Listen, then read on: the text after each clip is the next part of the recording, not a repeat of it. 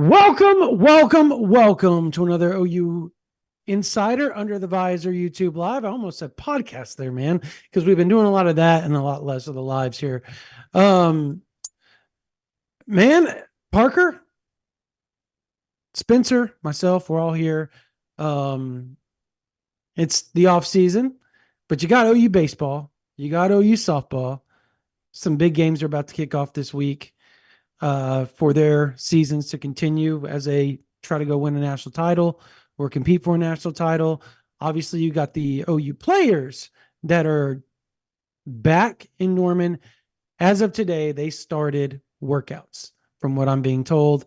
And at the end of this week on Sunday, the freshmen and newcomers will be arriving in town to join the players that have been here throughout the spring and the previous 2023 season, the returnees. So the OU team is coming together, Parker, and everything's starting to, sound that is going. They're going to the SEC. Everything's kind of coming together. July 1st is right around the corner, and SEC spring meetings. We'll discuss all of that. Jalen Moore returning, withdrawing himself from the NBA draft. There is a lot to talk about right here on this version of the OU Insider YouTube Live. But Parker, my man, we got some bills to pay real quick. Let's do that, and then we'll get after it. Yes, folks, this episode of OU Insider Live, this iteration of OU Insider Live, if you will, is brought to you by Mando. Now, guys, you ever lift a little too hard or just forget to apply your daily deodorant and get hit by a truckload of BO, or maybe that 3-in-1 shampoo leaves you needing a second shower just a few hours after the first? Well, from the founders of Lumi, Mando Whole Body Deodorant is helping men conquer their odor in a brand new way. Formulated with mandelic acid, Mando has long-lasting 72-hour odor control that actually stops odor before it starts. And to top it off, Mando's cologne quality scents were created with men in mind. Pro tip, try their best-selling scent, Bourbon Leather. It's a game changer, and you can get it across a variety of different Mando products. I love the Bourbon Leather body wash. Anytime I'm on the road, I've got a travel size one of those little Bourbon Leather body washes that goes with me wherever I go. Now, Mando's starter pack is perfect for brand new customers. It comes with a solid stick deodorant, cream tube deodorant, 2 free products of your choice like mini body wash or deodorant wipes, as well as free shipping. And luckily, I have a discount code to help you get hooked on my favorite smelling whole body deodorant on the market. New customers can get $5 off a starter pack with our exclusive code. That equates to over 40% off your starter pack when you use code INSIDER at shopmando.com. SHOPMANDO.com. It's time to smell better naked. Your partner will thank you. Yes, sir. I'm sure they will. I vouch for the Mando stuff. Love it, love it, love it. Parker, I think Brandon? we would be remiss. There's a lot of people that have been asking us right off the top of the bat. Everybody's been, what console do you use? Blah, blah, blah. I've had somebody ask me in the chat. I know somebody's asked you in the chat. I have an Xbox One X. I've had it. I'm an NBA 2K guy with my kids. My son has an Xbox S version. My other Kyler has the original, I think one of the other Xbox. I don't know which one it is. We've all got kind of the new consoles. So, but I'm debating. I haven't done PlayStation or even used one or owned one since 2013. So it's been a long time. I think the PlayStation 3 was the last iteration that I had of that console. So I'm debating on it. I have pre-ordered college football 2025. So if anybody wants to get shellacked when it comes out, I will at some point give away my gamer tag to some folks, not everybody, but some folks that want to get their asses handed to them. I'll do it. Wow. And yeah, I'm smack talking already. He's So here for the smoke, folks. listen, I'm all about that smoke, bro. So yeah, I'll do it. At some point, it is going to be where we don't have to have both consoles and you can crossplay. But I don't think they did this on that version, from what we were told the other day by Matt Brown. But Parker, what console do you have? I bought a PS5 yesterday. First new console I've ever bought. I tweeted this earlier, but I got a GameCube for my 6th birthday. A few years later, I got a used PS2. And so I went with the PS5, I think just because I still have some muscle memory from the PS2 days. And obviously stuff has changed. Like I got the PS5 today and was just kind of getting everything set up. And of course, there's still stuff that takes some getting used to. Like the back command in the PS2 days was always the triangle button. Now it's the circle button. And so there's little things like that that appear to have changed over the years. But there's still a sense of familiarity when I have that controller in my hand. So Yeah, looking forward to the launch of EA Sports College Football, which I too have pre-ordered. that's awesome. All right. Um, I will say it is not going to be on PC, just so those that have a PC, you are SOL'd on this one. They do not see, from what Matt Brown told us on our podcast the other day, they don't see the monetary returns for that. The ROI is not good enough for them to, you know, I guess put in the effort to build one of those. All We right, Parker. have an Mongo. early Yeah, I was super about to read chat. Mongo's. Yep. Early super Super chat. chat from our Go man for it. Mongo. Go for it. He says WCWS is my favorite time of the year, and just before my least favorite time of the year. Shout out to Marcus Dent, who of course is Isaiah Autry Dent's dad. So there you go. That's Mongo's dad of the week on this here stream. It's been a bit since we've had a dad of the week, man. I Appreciate know. you, Mongo. I know. It used to be a weekly thing. It has Yep. been, but that's the off season for you. Stuff gets There's no more such thing as off sparse season. in Parker, come general. on. You've heard that. All right. For real Yeah, though. it's Okay. Let's talk a little bit about, I guess, the SEC spring.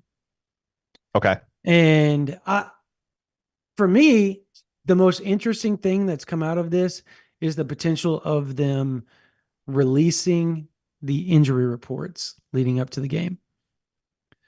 I just have to say that this, to me, instantly when I heard that as a potential thing, and it's just something they're discussing.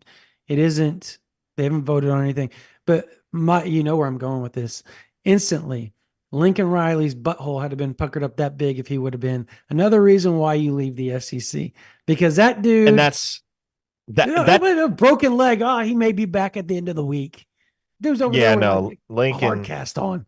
Yeah, Lincoln did not like anybody knowing anything that he could possibly, by any means, keep under wraps. Um, up to frosting the windows at the residence halls so that Yes. nobody could look out the window and be able to watch practice. That gosh, I could go down a rabbit hole there, Oh but man. I thought that was hilarious when that story dropped last night from the folks over at Saturday Down South that USC has been trying to get out of that matchup with LSU for upwards of 2 years. If you check the calendar, Brandon, it's only been 2 years and 6 months since Lincoln Riley departed OU for the University of Southern Really? It's only California. been So that long? yeah, so Really? he's he's basically spent the entirety of his time at USC trying to get out of that game against LSU in Las Vegas. For a guy that said, I wasn't running from the SEC, I was running to USC. And for a guy who said in August 2020, amidst the uncertainty of COVID-19, we'll play anyone, anytime, anywhere. Boy, his feelings, his principles sure have evolved over the years. Isn't he the one that's trying to get out of the LSU game at USC, or has been for like the last 2 years as well? That's what I was just talking about. Yeah. Okay. I'm sorry. I totally was in the middle of a text too. It's my bad. Um, Now, the other thing, so you bring up the possibility of official injury reports prior to game. That feels like another measure that represents the continual infiltration of sports betting into every aspect of the game. yes. Because Money. you know that's Money. if that's not the primary reason this is being talked about, that's one of the reasons it's being talked about. Hmm. Yeah. It's Because money. obviously injury reports have a very direct impact on what money is placed and where it's placed in Vegas. Think about think about this. Okay. So places like DraftKings, Prize Picks, Underdog, like they all want to have the facade that they're just like a they don't like to use the word gambling, but they like to use the word competitive. I can't remember how they wanted to they word it, but it's essentially gambling. And um when you allow those type of things like injury reports to take place, now you've also opened up the door for college football, SEC, mind you, Big Ten, even the Big 12, ACC. You've opened up the doors if they all kind of come together on this for more ads. And now you're going to allow like sports betting operations who have hordes and hordes of money to throw out in ads because that's their demographic, right? That they're going after is the big sports fan. And that's been kind of shut down. They've opened it up with beers now, right? Like beers can now add and they can do all that type of stuff. Uh, you can buy beers on campus now. You can do all sorts of stuff now that that's opened up. The next iteration had to be sports gambling. It had to. There was no other way. And as you get more and more entrenched into paying the players and it becoming now like we're talking about, right? It the NIL, the guys in disguise of it being they're amateur is just BS at this point. And it's all under or moving towards being under the umbrella of the universities, right? Even the collectives. And then they become employees just like NFL, NBA, NHL hockey players, correct? Like Major League Soccer players. Now and baseball players, like now you're a professional. You're a professional out of high school. Yes, you have to maintain grades. That's part of your job is to go to school, right? That's part of what you're being paid for. You're being paid to go to school and get an education and play football. And that's your job out of high school. And so at some point, as this moves more and more into the minor leagues for the NFL, it already was, but now it's really opened that Pandora's box of what it really is. And I, I just think you have to move into sports betting. I'm not a big proponent. I don't gamble. I'm not one of those type of guys, but um, I also see the value in it for now. I think there's downsides to this, Parker. Like you've seen it in the NBA, you've seen the NFL, you've seen players that have thrown games or refs that have manipulated games and all types of stuff like that. They're betting already in Vegas and in Jersey and in states where sports betting is legal. So what good does it do to just continue to try to pretend like it's not there? You've got to open up the injury report at some point. It's made the NFL a better product, right? Not like better on the field, but more open to the fans, right? They know what's going on. They know who's not going to be playing and who is going to be playing. And you don't have to worry about it when you show up. Like fans at OU sometimes are like, well, they're day to day, right? And they show up and the dude's not even warming up. So you know he wasn't day to day all week, even though you've been told that. That kills this. Completely kills it. The fans now know who's going to be playing for their team and does it hinder their team's chances? You know, all those that type of stuff. And if everybody's on an equal playing field and knows who's injured, it doesn't matter anymore. You don't have to hide it because you know your opponent's injuries, right? They know yours. So there's so many things that just kind of go by the wayside here. Yeah. I mean, I wouldn't mind a world in which sports betting wasn't a thing, at least in college football, but that's not the world we live in, you Oh, know. I It's agree, but I mean, it is what it is. it's baked into the pie at this point, Yep. and I mean, we're headed in a direction where college football come the year 2030 is barely going to resemble, at least from a structural standpoint, the college football that we knew in, say, 2010, 2 decades earlier. So it's all Yeah. changing and it's changing before our eyes. Let's turn the page. Let's talk some recruiting. I know that's what we teased in the Well, can we thumbnail. before we do that real quickly? Can we talk about Dominic Williams a little bit and Brent Venables' comments?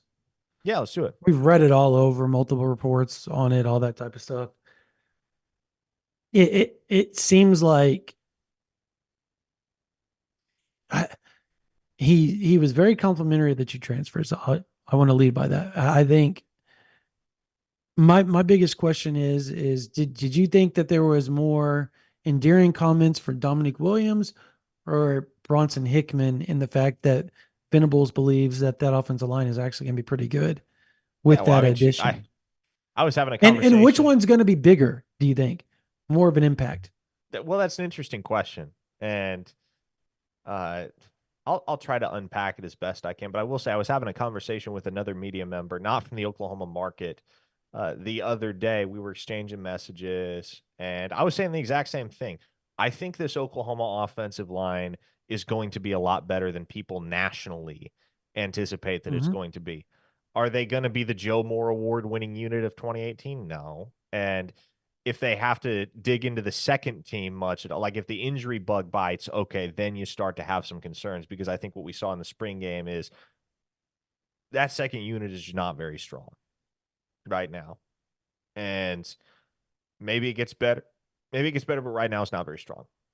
Now, the addition of Branson Hickman, I think, really solidifies Oklahoma's starting five up front to the point where you don't really, and I feel like it would have been solid had Troy Everett not gotten hurt, but his loss led Oklahoma to engage with Branson Hickman, and Mm-hmm. ultimately they landed him, right? And I think, at least from an experiential standpoint, Hickman is, at least for the 2024 season, an upgrade over Troy Everett. I think Troy Everett's a great offensive lineman. I think he'll have a role for this team in the fall.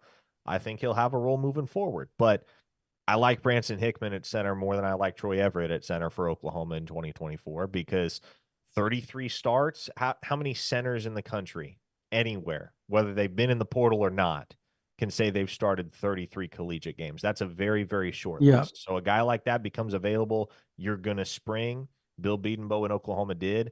And I I think it's probably best case scenario if Dominic Williams is the more impactful of the two this fall because that that means you got what you paid for, right? We know Oklahoma paid a pretty hefty price to land Dominic Williams. That's no secret. We can all talk about NIL like adults Yeah. here. I would hope. So I I think it's best case scenario if the answer to your question is Dominic Williams. If the answer ends up being Branson Hickman, uh, even if that's not best case scenario, I think that's still a good sign because that means, like, if you are noticing Branson Hickman's play, if you are noticing the job that he's doing as the anchor of that offensive line, the fulcrum, if you will, from that center position, what that probably means is that Oklahoma's offensive line as a whole is playing really well. You're probably not going to single out Branson Hickman for excellent play if he is the one dude that's rock solid in the trenches and the other four are turnstiles, right? Mm-hmm. Because a good center has an impact on the remainder of the line, and there's a trickle down effect there. If you're in command, if you know what you're looking at, you know what you're looking for, and you and that quarterback can work in concert to help orchestrate everything that's going on offensively, you're going to have a lot of success as a unit. And I think that's certainly what Oklahoma's hoping is the case when Branson Hickman arrives in Norman. So I don't think there's a wrong answer, or I don't think there's a bad answer to that question. I think either way you slice it, if you say at season's end, Dominic Williams was more impactful than Branson Hickman, that's probably a good thing. And if you say Branson Hickman is more impactful or was more impactful in 2024 than Dominic Williams, I don't think that's the worst thing either. I I can kind of summarize it really quickly. Economy of words here, and that would be necessity. I'll just use that necessity. Necessity is Bronson Hickman, right? Like I think he became a necessity the second they realized they needed a center. That Everett went down, and then Bates wasn't ready, and so out of necessity, it kind of feels like impact wise, Hickman will make a bigger impact during the season. Now, if we're going stats wise and, you know, I guess plays that you notice, that's going to be Dominic Williams all day because that's what defensive tackles do. They make plays that you notice. You notice a defensive tackle eating up the run fits or the A gap or getting in the backfield, right? That's super noticeable. So I think there's two ways to answer that. But I do think the experience that you alluded to, bar none with Hickman, I think it can't be overstated. It can't be it can be completely understated because I think we talked about how big of a deal it was, right? When they got him, like we made a big deal out of the one sack out of what 1,100 pass attempts in his career, something to that extent. That's impressive. I don't care, give a crap if it's G5 or not. Like that's impressive. Does not matter. You've done really well versus a competition that was put in front of you. And mind you, SMU played Power 5 teams and they did fairly well against them. They may not have won, but they handled their business and they were within striking distance at some point during the game, right? So I think it's a tough question to answer, but I think there's two ways you can answer it. Necessity wise, I think Bronson Hickman becomes the bigger deal because of the balance that he brings the offensive line. Overall play wise, God, you hope that it's Dominique Williams because if it is, you have one awesome defensive line with what you've already got put in place there. So I think that's how I would answer that. Interesting comment, by the way, in here, a couple of them. One was freaking hilarious, by the way, Parker. Does Mongo well played on this one? Does Del Conte always speak like he's had one too many mint juleps? And I don't know if you saw the interview with him, Joe C, and Paul Feinbaum, but it was rough. In the Maybe second, he we'll did get have to. one too many mint juleps. Yeah, I hope he did. He was at the beach. I mean, come on. You're You're in doing it wrong Destin if you don't. in Yes, May. 100% correct. And then the other one, Mez. I don't know if that's how you want to be pronounced, but I'm going to pronounce it that way. Very good point. Where we were talking about the in-house NIL and everything. Revenue sharing and NIL are completely two different complete beasts, and 100% agree with that. And that's what I mean. It's becoming more professional because that's essentially what professionals are now. They get a piece of that pie, right? The revenue. That's how. Do you realize that college did that without a union? Like professional, they have unions to get the revenue share, right? Sure. College did it without. All they did was just sue them and say, "What's up?" I mean, the NCAA has lost every single Yeah. lawsuit that's been thrown at it for the last 3 years, and it will continue to lose every single lawsuit that gets thrown at it. So that's a very effective way to get anything done these days, is Right. just sue the NCAA. No doubt. All right. To recruiting, Parker. Okay. Get us Uh, there. first, first official visit weekend is next weekend. So I'm sure we will be talking about this again on next Wednesday's live, but just to set the 100%. table for you all, there are going to be three official visitors, June 7th through the 9th. Three official visitors. Can Now, we, what's before you also say anything, I think we need to make sure people understand that this is going to be the most monotonous weekend out of all three big time. because it is going to get crunk. I haven't used that word in a long time, but it's going to get crunk in Yeah. Norman on the 14th and 21st. Go ahead. And look, one of the three official visitors for the June 7th through 9th weekend is a visitor that I have absolutely no expectation will end up picking Oklahoma. And we'll get to that in a second. But this is the precursor to the Champ U barbecue. So the precursor is the 14th through the 16th. This is the precursor to the precursor. Uh, it'll ramp up. Obviously, I think most understand at this point the 7th through 9th is going to be a pretty quiet official visit weekend, or should be. 14th through the 16th, you're going to have a few more guys in town, a couple big names, Ty Haywood, Michael Fasusi, and the like. And then it all kind of culminates the Champ U barbecue, where every single one of the Sooners' 15 commits is going to be OVing, and Mm-hmm. they'll also have some key targets in town.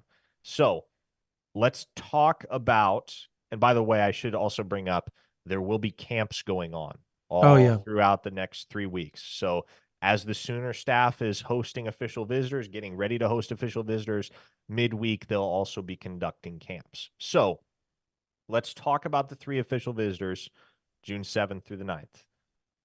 Those three visitors are four-star tight end Desan Brame, who is the one that I don't really expect Oklahoma to land.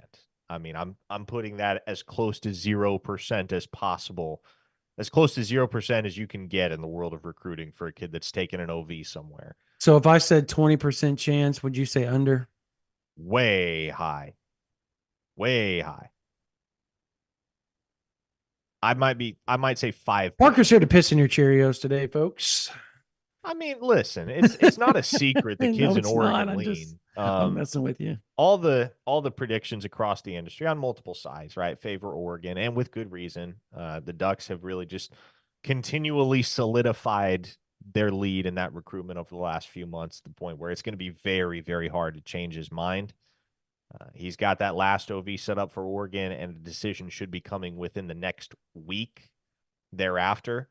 He told me when I was up there in Derby a few weeks back that he had originally planned to commit on June 29th. He may be committing at the Rivals 5-star in Jacksonville instead, which is June 26th and 27th, if I'm not mistaken. So Directly after his Oregon visit, by the way. exactly, exactly. He, in all likelihood, folks, is a Duck. So keep your expectations darn near zero on that one. The other two What official happens if visitors, if OU shows out? Do you think there's any chance that? Well, I because I just don't want to gloss over this because this has it's been gonna. kind of an issue. I Right I now, kind of obviously. I kind of feel like something would have to go wrong on his Oregon visit. Like he would have to actively have a reason not to choose Oregon. I think it's as much about OU giving him a reason to choose, or as much about Oregon giving him a reason not to choose Oregon as it is about Oklahoma giving him a reason to choose Oklahoma. If you kind of catch my drift there, so OU could have a really, really good visit with him, and maybe that. I mean, you just nail it, home run, hit pretty much every single thing that he's looking for, and it still may not be enough at this point. So, Mhm. the other two official visitors, though, June 7th through the 9th, there's a lot of intrigue there. Four-star offensive lineman Darius Afalava is going to be in town, as is three-star defensive end Kade Pietrzak from the state of North Dakota. Mhm. With Afalava, here's what I can tell you. There are two schools in particular that Oklahoma's worried about. He's taking 6 total official visits. And I'm going to see if I can rattle these off. Obviously, outside of Oklahoma, you have LSU, you have Michigan State, UCLA, Utah, and Washington is the 6th. The two schools that OU is actively worried about in Afalava's recruitment are UCLA and Michigan State. And UCLA, obviously, that is a program that recruits Polynesian kids at a high level, right? There are those schools that you see a lot of the poly kids wind up at, and UCLA is one of those. And so that the strong Island Boys presence there at UCLA is enough of a reason for Afalava to take them under serious consideration. But so too is the reality that that staff has just done a really good job recruiting him, and I, he's kind of acknowledged that he can't be sure that they'll win because they don't have proof of concept at this point naturally. But Deshaun Foster has really revamped the entire vibe around that program. They just landed a big commitment from 2025 four-star quarterback Madden Iamaleava as well, Nico's younger brother, and he and Darius are tight. So UCLA is a school to watch. What makes Michigan State so intriguing? He has never been to East Lansing. This is going to be his first and only trip. It's this weekend that he takes the OV to Michigan State. That staff obviously came from Oregon State this past offseason. They've been recruiting him a long, long time. Darius has family near East Lansing.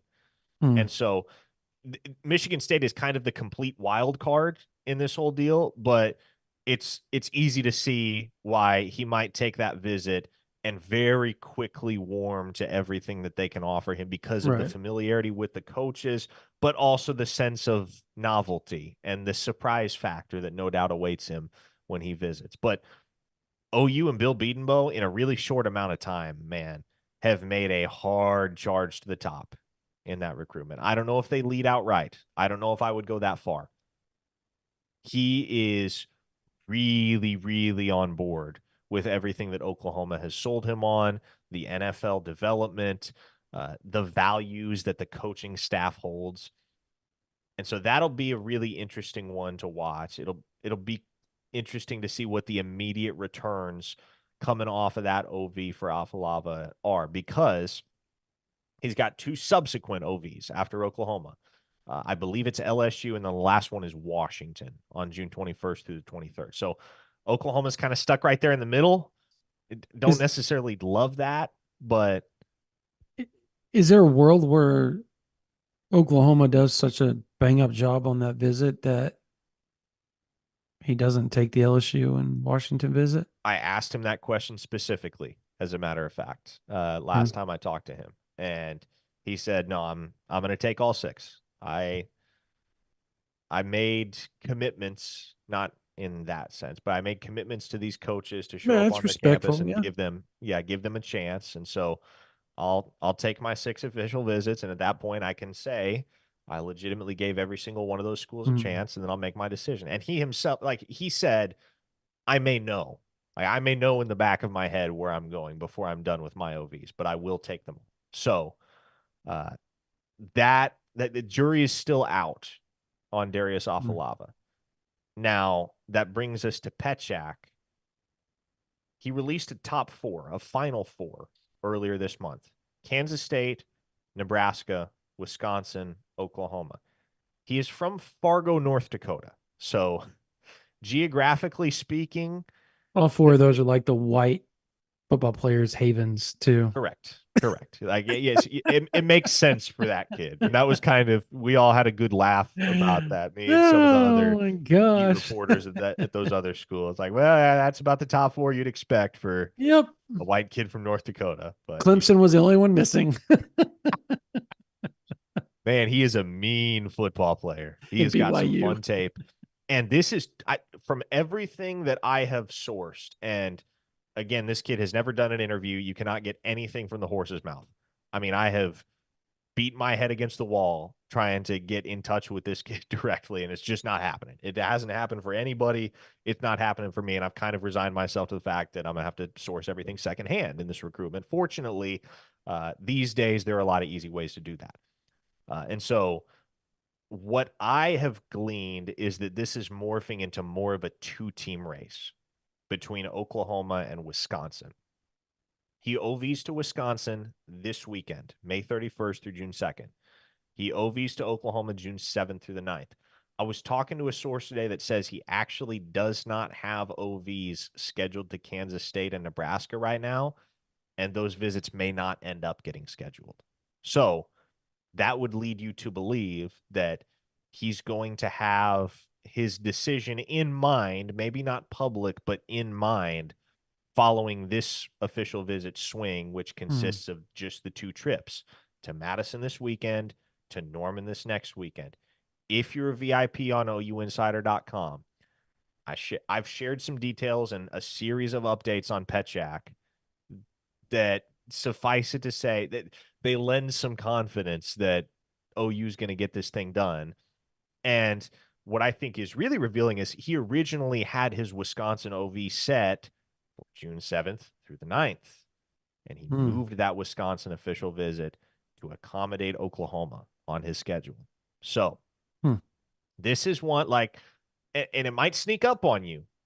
It might sneak up on you. It won't sneak up to any of y'all because I'm you're well apprised if you watch this live stream every week, if you follow our work at OUinsider.com. For those that don't, it might sneak up on them. But I would think that Petchak's commitment probably comes down sometime in June, Hmm. likely not too long after his official visits. And there probably won't be much of a heads up. He'll probably just drop a photo or drop an edit, and that's that. So Yeah. it could be out of the blue, but my expectation right now is that it's going to be either Wisconsin or Oklahoma that picks up his pledge, and I lean OU at the moment. So I think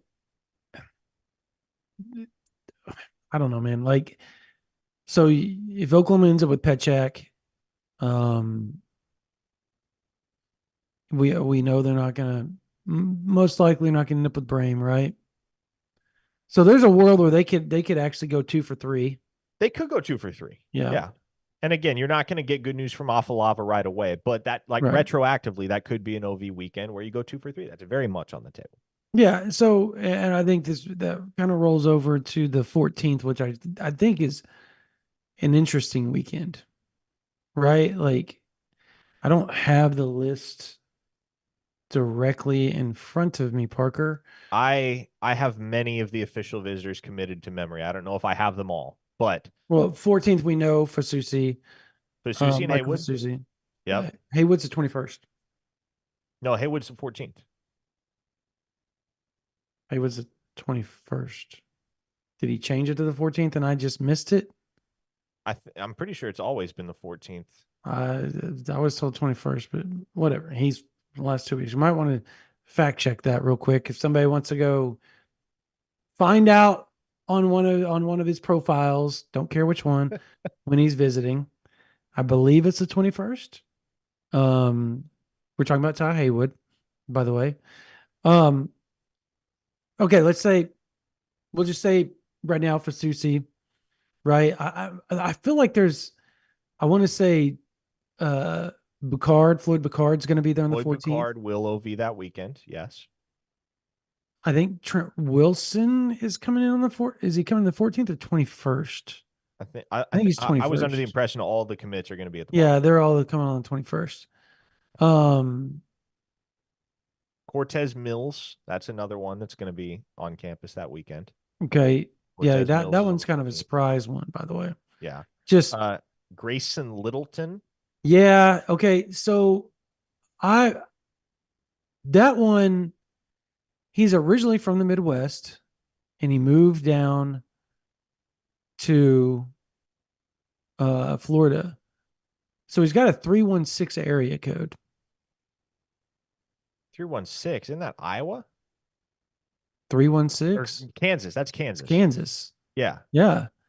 So that shocked me. I just um I- there's a piece of me that feels like Oklahoma may have a better chance than we thought. Just because it came out of the blue, like he Well, wasn't a name that we like had pinpointed down, but he's from Tampa now, right? And he's originally from Kansas. here's the So that question though. good. Where do you put him? That's where I was getting to. Is what do you do? Are you going to take 5 defensive backs or corners? Is this a play where Oklahoma feels really good about Amarian Robinson? And thank you, everybody, 14 through 16. I don't know why I thought it was the 21st in my head the whole time. I couldn't tell you. But for some odd reason, I thought it was 21st. I You want to know why? It's because I got him and Rogers mixed up, and I'm the one that did the Rogers and said Rogers was moving. So I got those two mixed up, but that's neither here nor there. Yep. So, anyways, I just thought that was an interesting with Littleton being from Wichita. My brother has a 316 area code. That's the only reason why I know that area code. And the fact that he's from both areas, but I think the biggest question is Oklahoma feels really good about Amarian Robinson. We talked about that on the last podcast. Oklahoma gets final dibs with him. Like they get the final dibs, and he's going to commit.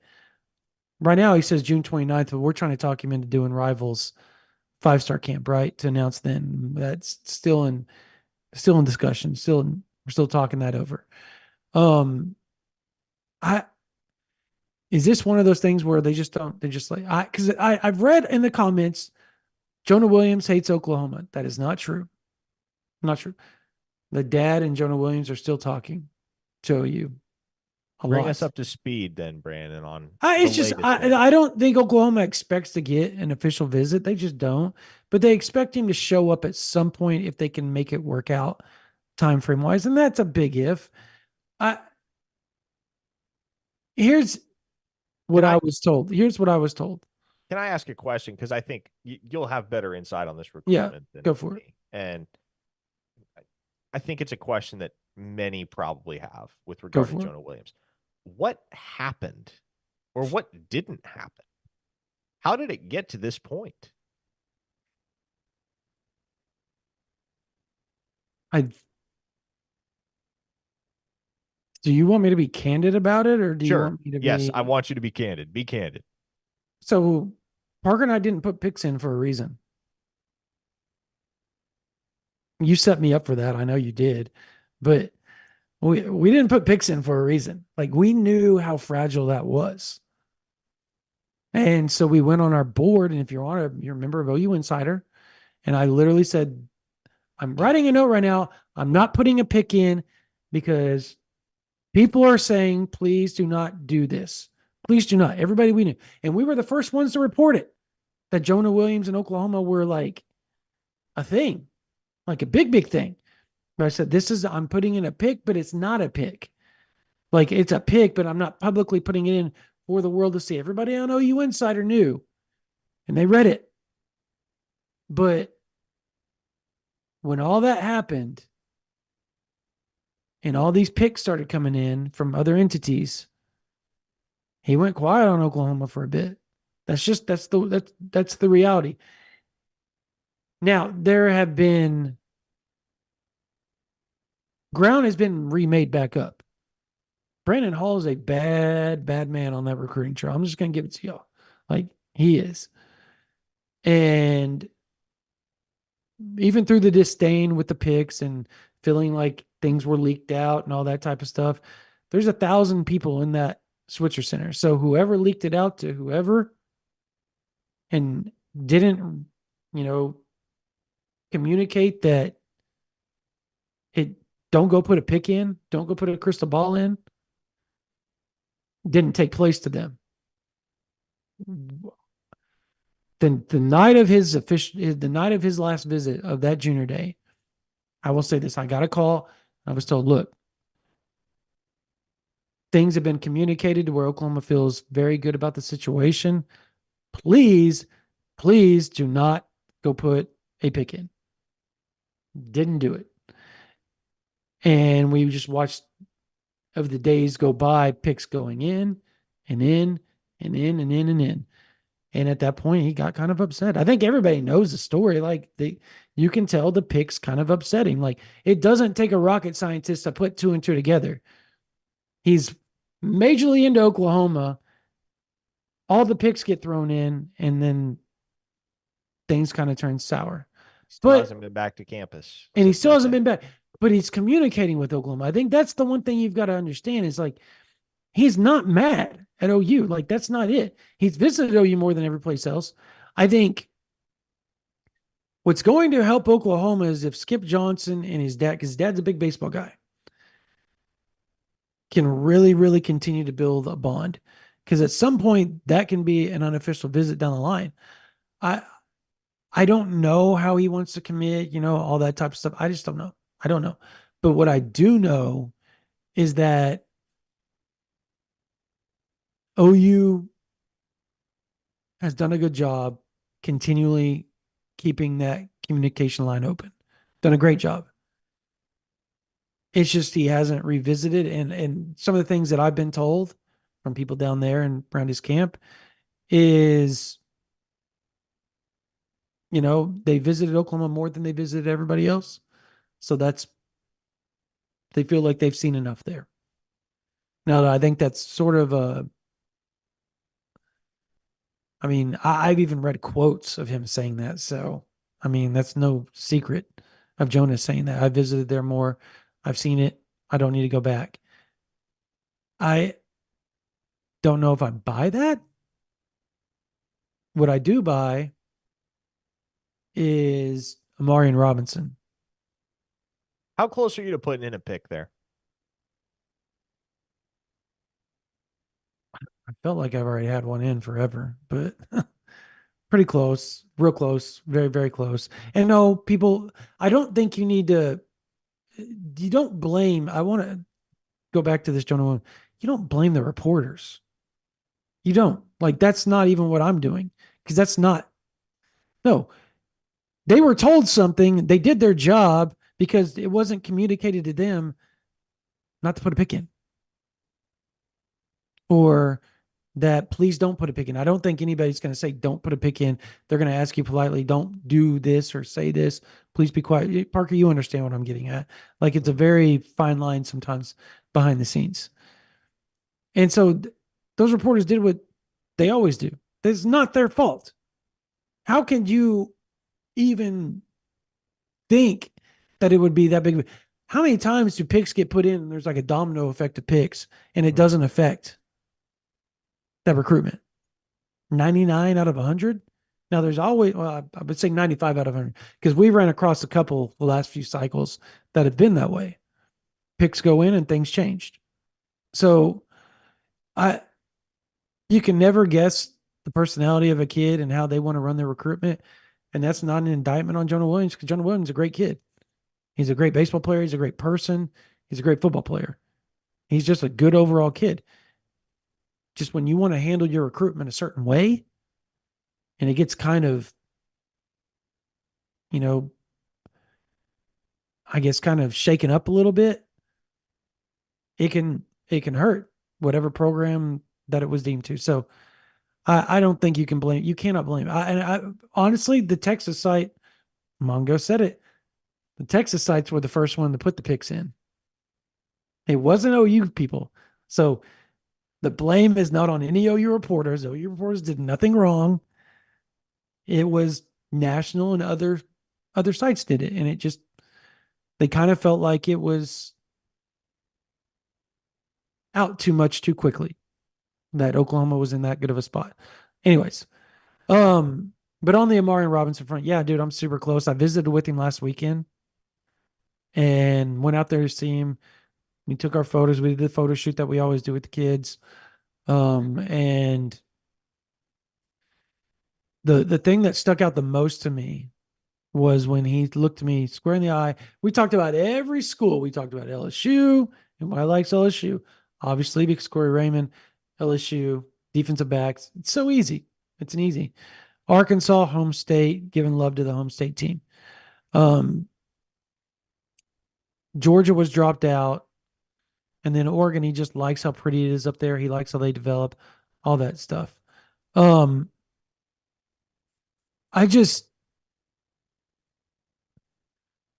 the one thing that he said to me, man, was when I asked about Oklahoma, he said, "Look, when I go to Oklahoma, I can just feel it. It just feels different to me. You know, you just feel it. I feel it in my gut." And that said a lot to me. And I said, "Who do you have the best relationship with?" He goes, "Brandon Hall." It's not even close. Not even close.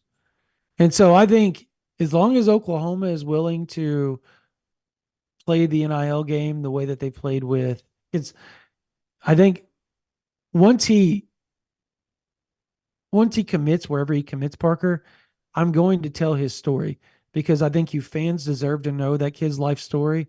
It's rough. He's had a tough upbringing, and yet he's an amazing kid, and just everything that he's been through. It's just something you guys have. It's hard to talk about because it's a bad deal, and so this kid's made it out of everything, and that's to his parents, his uncles. They've all helped him become what he is. And so I think as long as Oklahoma plays the game NIL wise, because I think at the end of the day, that's still going to be part of this recruitment. And I believe Oklahoma is going to, by the way, I think they have a good shot. Better than everybody else. I think Oklahoma leads. I will say that right now. I do not think it's a secret.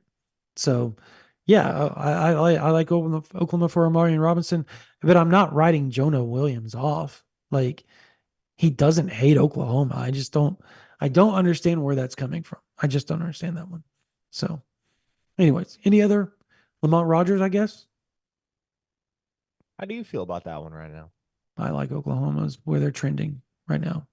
But these official visits are going to be key, key, Yeah. key. Look, here's what I'll keep communicating. They're gonna get one. They are. They're gonna get one. They might get two. I don't know which one.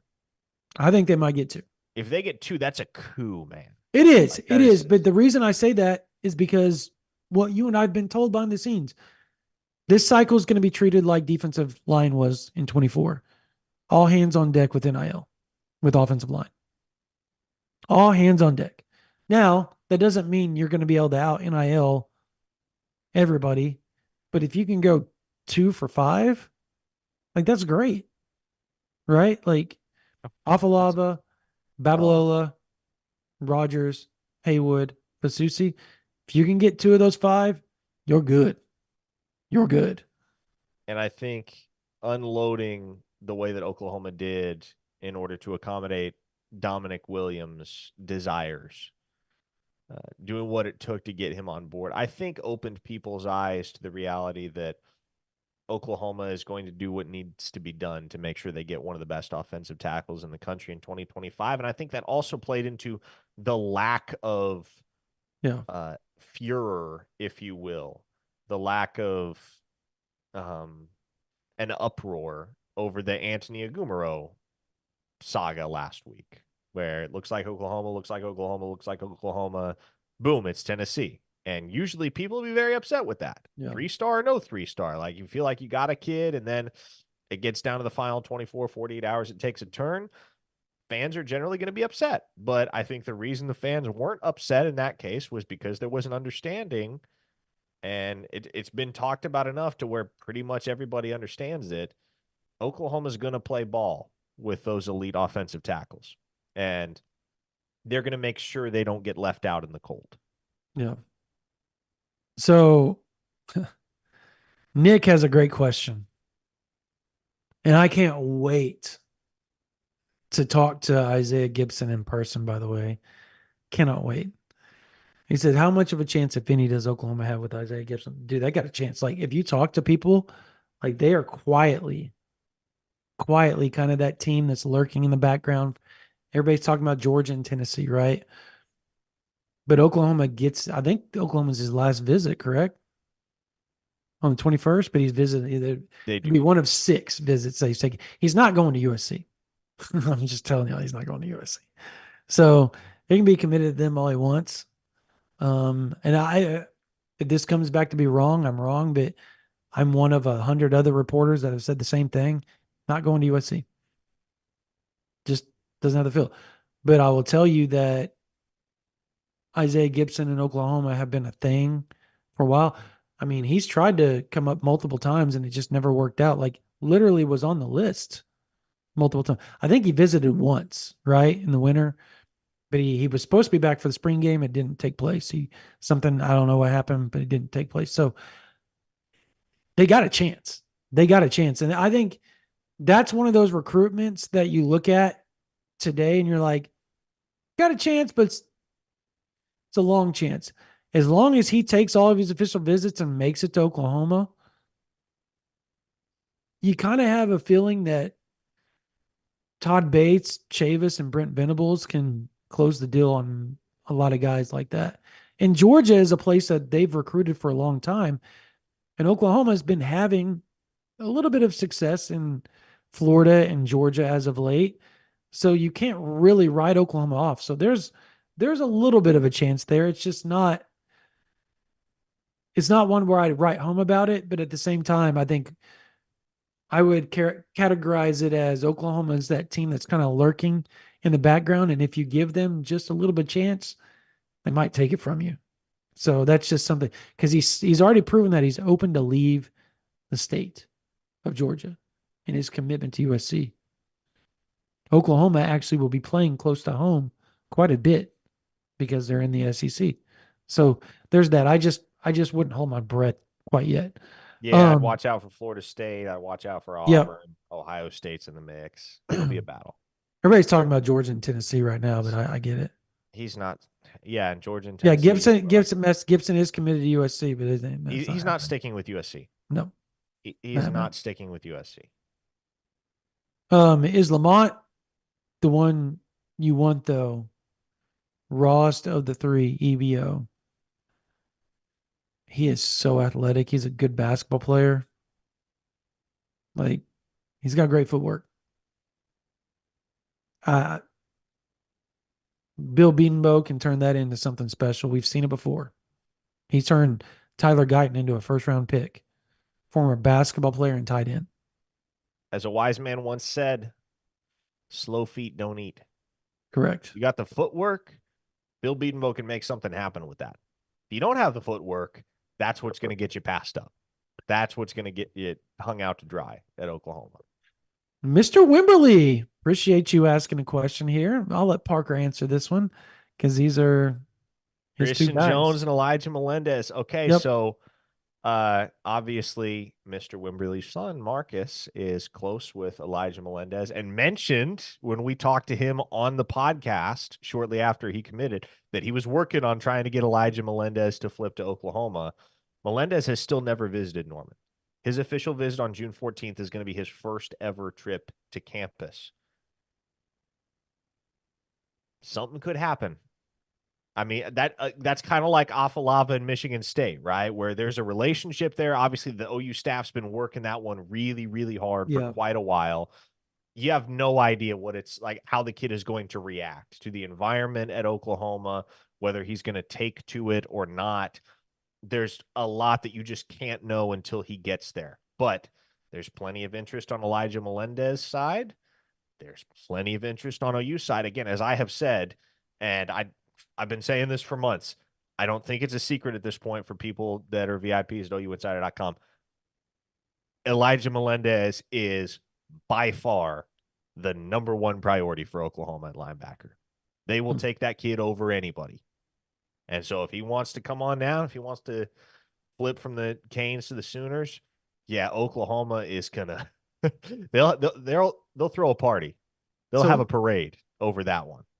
so you brought up them obviously Wimberly talked about that on our podcast, and I'm just now like I was sitting there thinking, did he? And then finally Yeah. just registered. I remember the conversation. He's like, The I'm two talking to this Elijah Melendez guy. He's never visited, the and two guys he mentioned yeah, specifically were yeah, Omarion Robinson, yep, and Elijah Arkansas Melendez. connection, and then Elijah Melendez was out of left field. I remember him saying Elijah Melendez, and Yeah, I was like, wait, what?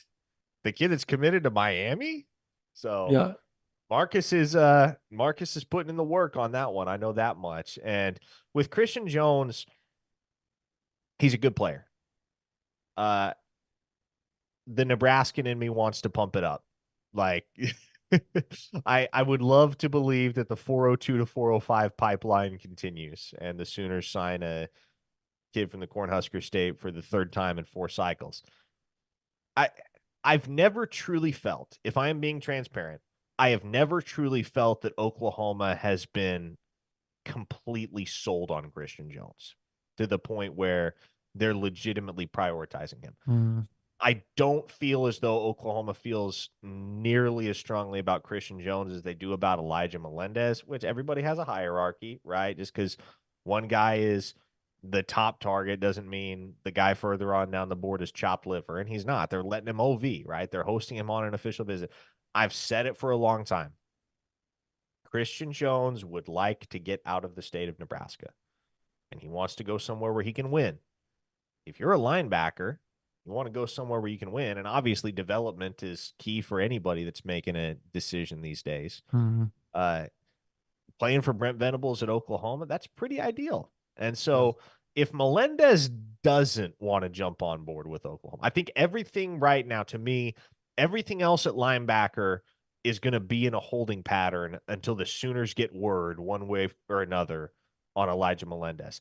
I think that's also part of the design between having everybody else on the linebacker board OV after Melendez, because that kind of gives him the chance to be the first guy to pop, the only guy to pop at that point. But you're going to have a shot with Zadrius Rainey-Sale, Marky Anachor, obviously Christian Jones.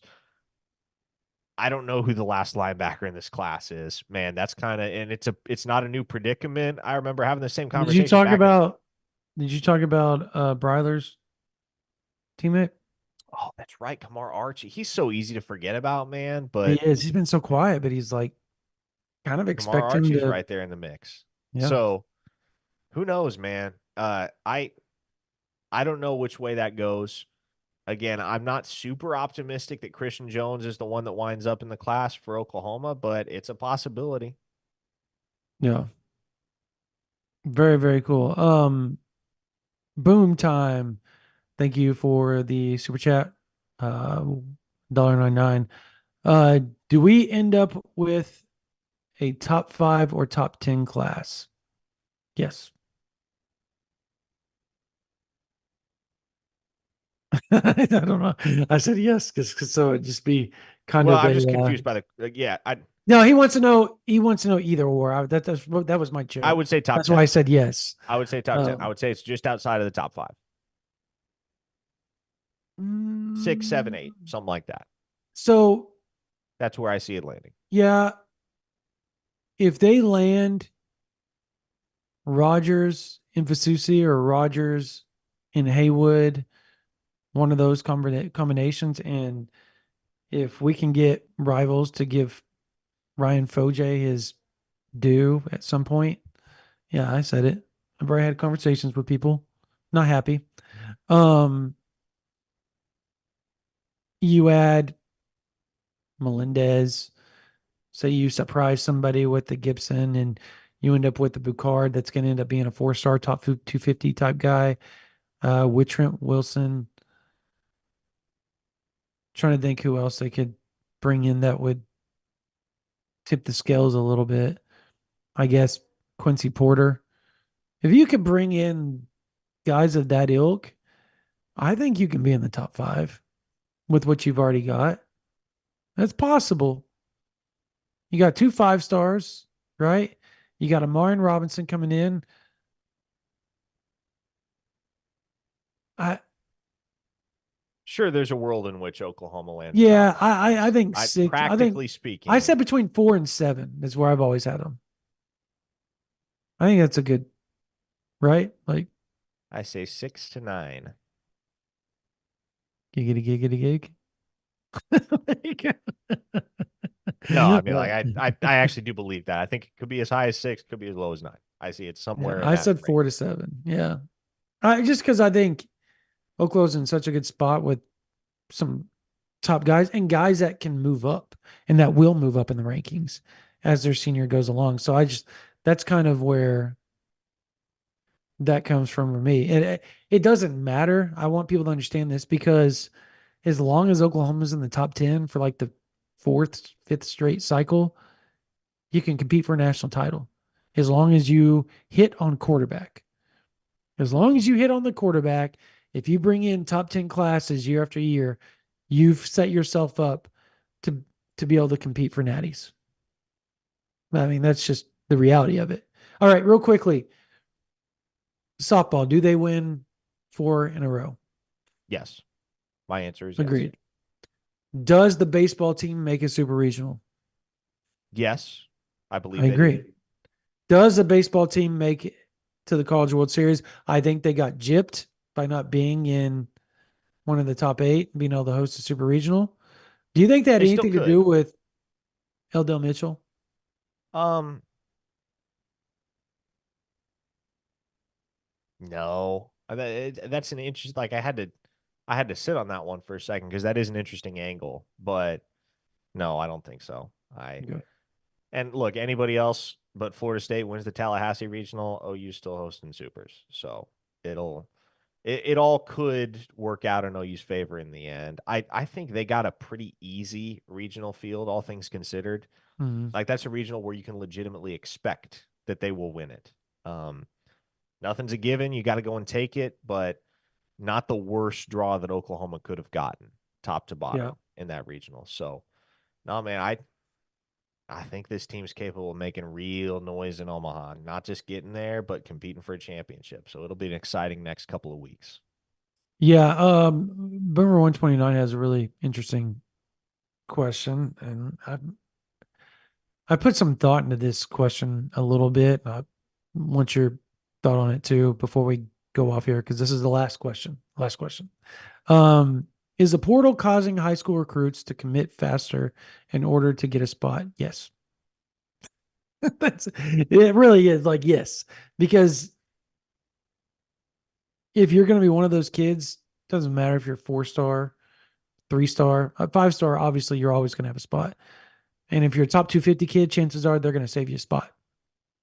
But I think there's a certain sect of that 251 to 1,000 type recruits, right? That are having to secure their spots much quicker. Does that make sense? Just because if you don't, Oklahoma's going to look and go, you know what? You obviously question whether you want to be here. We don't want you here. So we're going to go check out the transfer portal and try to get somebody with some experience since you are hedging over there a little bit and confused, which is, we've seen it happen already. So, anyways, what's your thoughts? I have no thoughts. Let's call it a night. There you go. Parker Thune, no thoughts. All right. Checking out. That's going to do it for this version of the OU Insider Under the Visor YouTube Live. We really appreciate you all for being on here. If you're not subscribed to this channel, subscribe. Content constantly, softball, baseball will be covered right here on OU Insider YouTube. Podcast galore, Barry Mack Show, obviously. Damian Mackey, former national champion wide receiver, with Barry. They both work with us. And Barry is a great fitness. He's a great strength and conditioning coach. They give such a good different angle on things, which I think you all love. So make sure you check out that every one of them right here on OU Insider YouTube. Obviously, the Oklahoma drill, uh, the in the paint. Like there's a lot of podcasts. If you like basketball, you like football, you like softball, baseball, whatever, we got it covered for you right here on OU Insider YouTube. Also, this month is going to be huge. SEC Media Days coming up in a month and a half. Got all the official visits. Champion Barbecue's coming up on the 21st. You have the start of Oklahoma going to the SEC. You've got the College World Series. You've got the baseball postseason. You've got the fall camp. You've got the summer workouts. All of that is taking place. And to get inside information, stuff we don't talk about on any of this stuff, go over to OU Insider, $9.95 right now. Literally $9.95. Try us out for a month. If you don't like us, we understand. Give us a try. Do The we board, understand? Why wouldn't you like us? We're likable. yeah, we're good people. But um, yeah, the board's busy. The board's fun. The board, we talk to you guys every day. We answer questions. I got a mailbag going right now. Getting those questions in. We'll have those answered here in a day or two for you guys. Parker, we'll have recruiting notes we've got coming up for you guys. Lots of stuff. I'm going to Edmond Santa Fe tomorrow to see a bunch of OU OK Preps targets. I was down in Newcastle earlier today. Broken Arrow, Newcastle, McGinnis, Mustang were all down there. That was a fun little team camp. Huge one up here this week, Jinx. And then I'm going to Bigsby. East St. Louis is at Bigsby, by the way. Crazy. So it's going to be a fun week. Right now, you go to OU Insider, we'll have all that content for you. Also Brody with the basketball stuff, breaking the news constantly. So right over there, ouinsider.com, $9.95 a month, or $99.95 will get you all the way with 1 year. All right, that's going to do it for this version of the OU Insider Under the Visor YouTube Live. For Parker Thune, for Spencer Forsythe, my name is Brandon Drum. You guys have a blessed day.